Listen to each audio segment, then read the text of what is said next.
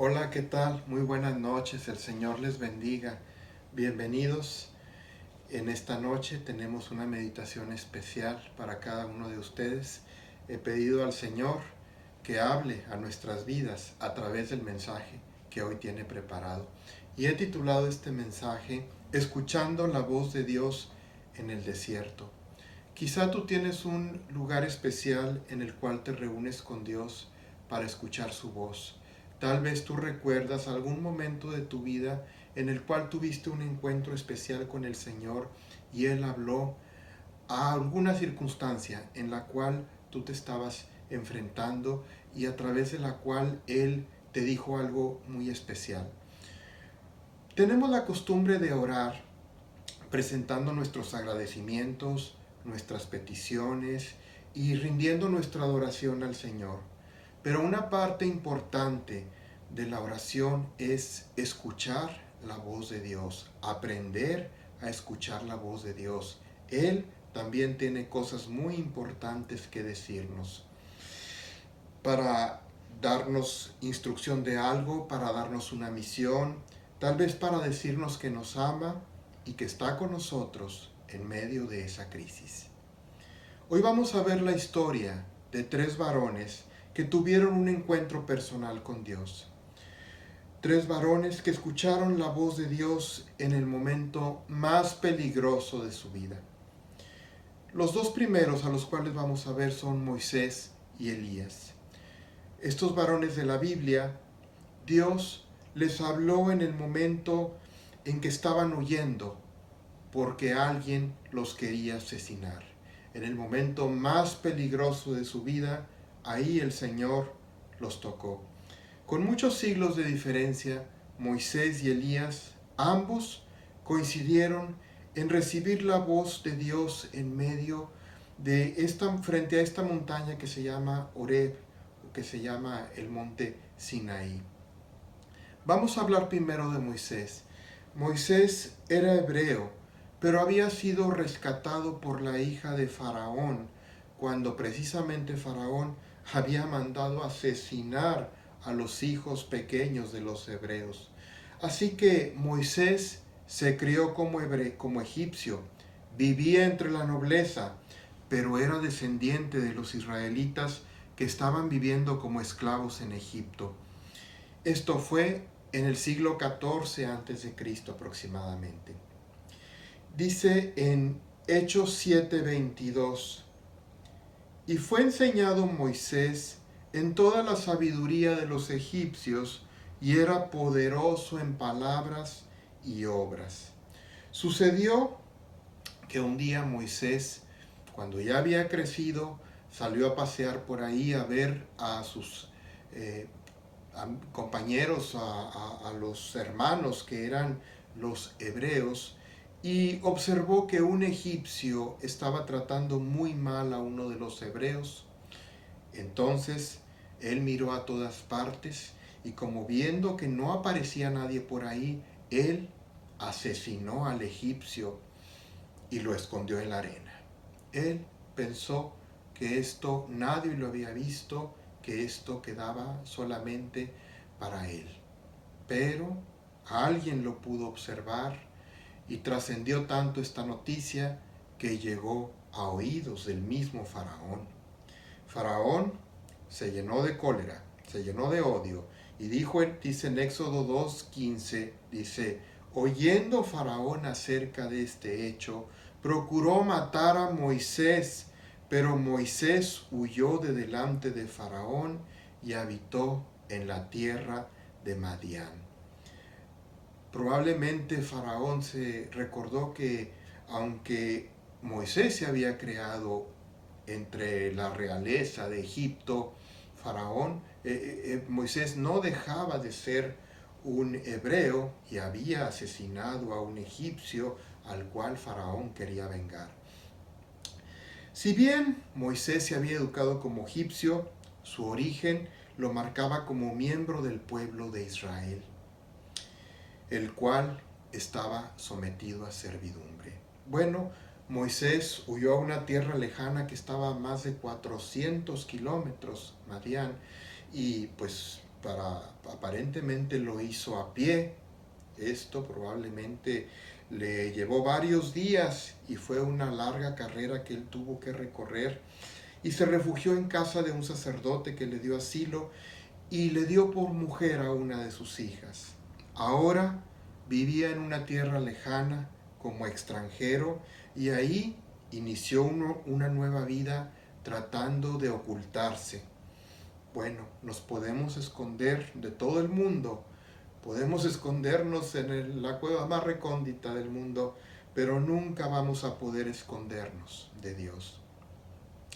Aquí la situación es que Moisés pasó de haber habitado en la corte real de Faraón, de ser príncipe de Egipto, ahora era un humilde pastor de ovejas, lo cual era degradante para los egipcios. Probablemente el mismo Moisés veía su nuevo oficio como algo degradante, pero no le quedaba ninguna otra cosa que apacentar a las ovejas en medio del desierto.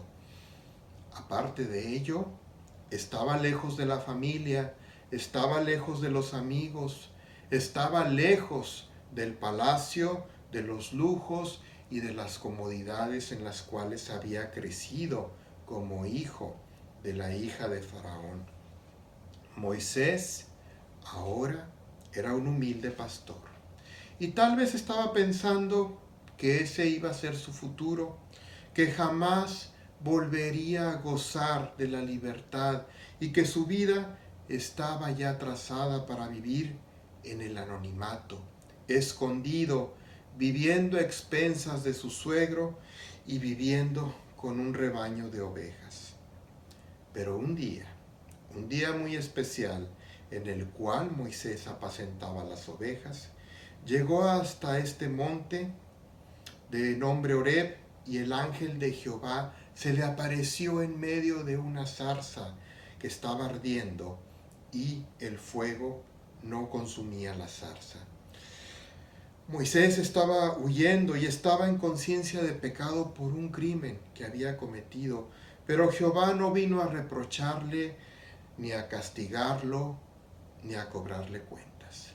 Dice en Éxodo 3, capítulo 7, dijo luego Jehová: bien, he visto la aflicción de mi pueblo que está en Egipto, y he oído su clamor a causa de sus exactores, pues he conocido sus angustias.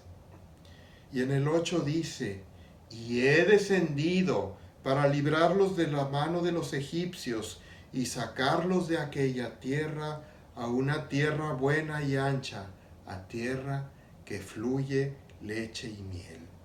Dios siempre está al tanto de nuestras angustias y de nuestros problemas. El Señor ve nuestra aflicción y oye nuestro clamor. Si tú estás rogando al Señor en medio de una enfermedad, Él no solamente está enterado, Él está al pendiente de tu necesidad y está planeando ya sacarte de la aflicción. Dios ya tiene planeada tu salida del desierto, pero tienes que creerle y obedecerle, como escuchamos en el mensaje del domingo, como decía la pastora Isamari, este virus o esta pandemia tienen fecha de caducidad. Nada dura para siempre. Esto va a terminar. Moisés tal vez se sentía acabado, pero Dios tenía planes para Moisés. Quería que fuera delante de Faraón y que sacara al pueblo con mano poderosa de Egipto para llevarlo a la tierra prometida. Sin duda, no era una tarea fácil. Moisés puso muchas excusas delante de Jehová. Le dijo que no podía hablar bien, le dijo que tal vez el pueblo no le iba a creer y que Faraón probablemente no le haría caso. Pero Jehová tenía una respuesta sobre todas cuando le dijo: yo soy el que soy. Yo soy poderoso, el único Dios, Dios excelente, un Dios que hace milagros y obras extraordinarias. Esta era la encomienda más extraordinaria que podía recibir un hombre: llevar al territorio, a la tierra prometida, a ese pueblo en donde se fundaría esa gran nación que Jehová prometió a Abraham, a Isaac y a Jacob, los patriarcas de Israel. Y le dijo en Éxodo 7:5: y sabrán los egipcios que yo soy Jehová, cuando extienda mi mano sobre Egipto y saque a los hijos de Israel de en medio de ellos. Y vaya que no era cosa fácil. El ejército de los egipcios era poderoso, de carros, de caballos, de hombres armados y entrenados para la guerra. Y el pueblo hebreo solamente era un pueblo que estaba sometido a servidumbre y esclavitud, sin ningún tipo de ejército. Años después, cuando Moisés logró sacar al pueblo de hebreo de Egipto y lo llevaba por el desierto, volvió a estar frente al monte Horeb, y ahora era para recibir de mano de Jehová las tablas de la ley, con lo que conocemos como los 10 mandamientos. Hablemos ahora del profeta Elías. Hay mucho más que decir de Moisés, pero vamos a hablar ahora del profeta Elías. Elías era un profeta que vivió 500 años después de Moisés y fue enviado a rescatar al pueblo de Israel del pecado en el cual habían caído.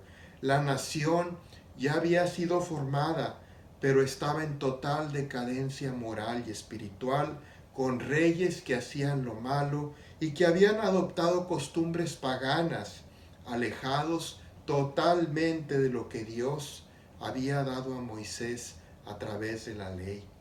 El profeta Elías huía de la reina Jezabel, la reina perversa que mandaba matar a los profetas de Jehová. Saben que esta persecución era terrible porque Jezabel era la esposa del rey de Acab, el rey de Israel, pero era Jezabel la que dominaba, era Jezabel la reina autoritaria que tenía el poder y con su maldad ejecutaba a los profetas de Dios. Era sanguinaria, era perversa, y ella misma estaba rodeada de 450 profetas y de 450 sacerdotes paganos que corrompían al pueblo de Dios y comían a su mesa. Jezabel se ocupaba de mantener al pueblo de Israel en la idolatría. Pero Elías hizo una gran hazaña. Elías mandó degollar a los 900 profetas paganos de Baal y de Acera de la reina Jezabel.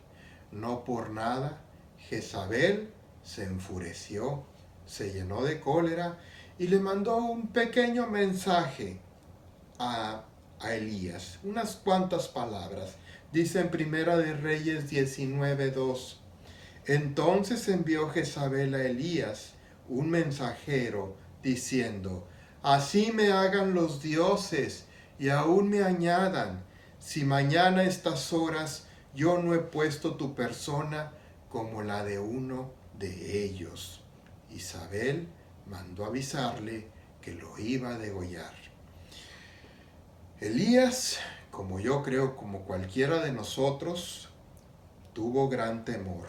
Él había hecho grandes milagros en el nombre poderoso de Jehová, pero ahora se sentía acorralado. Pensaba que tal vez Dios lo había abandonado, tanto que huyó al desierto. Y no era para menos. Creo que Elías, como cualquiera de nosotros, hubiera puesto tierra de por medio. Pero dice en Primera de Reyes 19:4: y él se fue por el desierto un día de camino, y vino y se sentó debajo de un enebro es un pequeño arbusto, y deseando morirse dijo: basta ya, oh Jehová, quítame la vida, pues no soy yo mejor que mis padres. Elías acababa de hacer grandes hazañas haciendo que lloviera fuego del cielo. Elías había arrasado con los profetas paganos, había hecho llover en medio de una tremenda sequía que azotaba a Israel, pero la amenaza de una mujer lo redujo a las cenizas, a la tristeza, al desánimo y hasta el mismo sentimiento de la muerte. ¿Cuántas veces tú estás muy contento por un logro, por un éxito, por algo extraordinario que Dios te ha dado, y viene alguien y te dice que tú no vales nada? Viene alguien, te insulta, te menosprecia, y entonces tu autoestima se viene abajo y piensas que ya nada es importante. Tal vez estás muy gozoso y escuchas las noticias y dicen que el virus está en aumento, el coronavirus, y tú entras en ansiedad y en temor y tal vez hasta dices, bueno, si el virus me va a matar, que me mate ya de una vez, pero ya no quiero estar con esta incertidumbre. Elías se fue a un día de camino en medio del desierto. Estaba con tristeza y con cansancio y con ansiedad. Pero dice Primera de Reyes 19:5, y echándose debajo del enebro, se quedó dormido, y he aquí un ángel le tocó y le dijo, levántate, come. Y el versículo 6 dice, entonces él miró, y aquí a su cabecera una torta cocida sobre las ascuas son las brasas, y una vasija de agua, y comió y bebió y volvió a dormirse. Dios le estaba cuidando. Dios cuida tus sueños y te alimenta aún en donde no hay comida. No había nada en el desierto, pero Elías tuvo alimento, Elías tuvo agua. Pero Elías, al igual que Moisés, no estaba llamado a huir. Dios le dijo que debía regresar para seguir con el ministerio con el cual había sido encomendado. Si tú atraviesas una prueba, no es el tiempo de retirarte, es el tiempo de tomar fuerzas, porque tenemos que ir a la encomienda que Dios nos ha dado. Y le dijo en el versículo 7, un poco más adelante, y volviendo el ángel de Jehová la segunda vez, le tocó diciendo, levántate y come, porque largo camino te resta. Nosotros, hermanos, también tenemos un largo camino por recorrer todavía, hasta el último día de nuestra vida. Dios tiene un grande propósito. Mientras tengas vida, el propósito de Dios no termina. Vivas los años que sean, Dios tiene planes para tu vida cada día. Aunque ahora estás encerrado en tu casa, tal vez estás en cama, tal vez estás en un hospital, Dios no te hizo para que veas la vida pasar. Él espera que todavía hagas grandes cosas en su nombre. Elías se levantó, comió y bebió y fue fortalecido con aquella comida, de tal manera que caminó 40 días y 40 noches y llegó hasta Horeb, el monte de Dios. Sabes que Elías tenía una misión muy importante, aunque él ya decía que quería morir. Elías todavía estaba llamado a ungir reyes y sacerdotes que iban a derrotar a los reyes perversos. Precisamente uno de estos reyes que ungió fue el que acabó con la vida de Jezabel. Tal vez ahora nosotros nos sentimos en medio de un desierto. Ese desierto puede ser el miedo, puede ser la indiferencia, puede ser el desánimo, puede ser la enfermedad, pero el plan de Dios no es mantenernos ahí. Mientras estemos ahí, Dios nos está preparando, Dios nos alimenta, nos fortalece, porque aún tiene planes para nosotros. Va a llegar el momento en que nos va a decir que es tiempo de salir para hacer las grandes cosas para las cuales aún nos tiene preparados. Isaías 61:6 dice: y vosotros seréis llamados sacerdotes de Jehová, ministros de nuestro Dios seréis llamados, comeréis las riquezas de las naciones y con su gloria seréis sublimes. Más de 400 años después viene Jesucristo y es el tercer varón del que vamos a hablar y que dice en Lucas 4:1 y 2: Jesús, lleno del Espíritu Santo, volvió del Jordán y fue llevado por el Espíritu al desierto por 40 días y era tentado por el diablo y no comió nada en aquellos días pasados los cuales tuvo hambre. Jesucristo también tuvo que atravesar un desierto. En ese tiempo Jesucristo tuvo que soportar el frío, el calor, los animales ponzoñosos, las bestias, las fieras, la tentación y sobre todo la desagradable compañía de Satanás. En ese tiempo no comió, pero su mirada, sabes que no estaba puesta en los deleites, ni en la comida, ni en lo que se estaba perdiendo del mundo. Sus ojos estaban puestos en la comunión con el Padre, en la voluntad suprema, en su misión y en los propósitos para que fue enviado. Sus ojos estaban en la palabra, en la adoración y en el servicio, así como en la obediencia. Jesús sabía que había venido a esta tierra con un propósito y no podía desviar su atención. No se podía distraer o todo estaría perdido. Tal vez esta cuarentena no sea fácil, es estar encerrados, pero no lo mires como un castigo o como una tragedia. Es el tiempo de fortalecer nuestra relación con el Señor. Es el tiempo de poner nuestro oído en la voz de Dios. ¿Quieres verle la cara a Dios cara a cara como lo hizo Moisés? Tenemos que atravesar el desierto.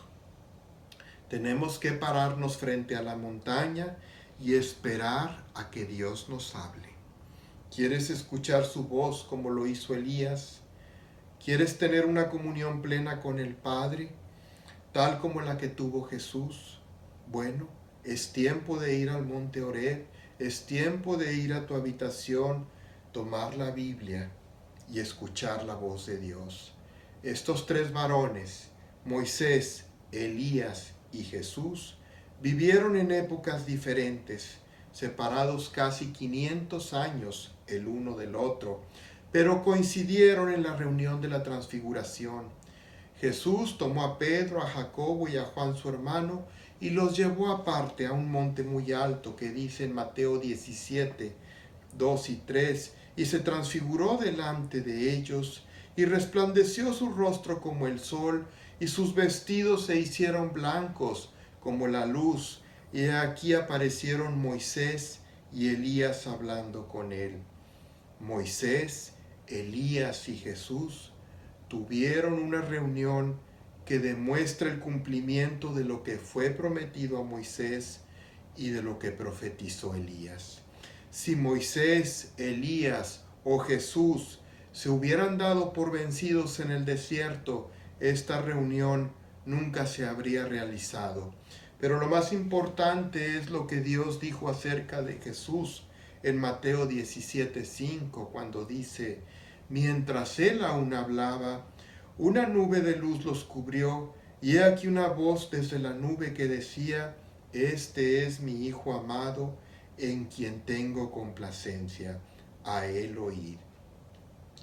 De igual manera, como la voz de Dios en las nubes se escuchó en el Sinaí y dio autoridad a Moisés y a su ley, y como dio también autoridad a Elías para profetizar la venida del Mesías y también para ungir reyes y sacerdotes, la voz de Dios en la montaña dio autoridad a Jesús para llevar a cabo su obra redentora.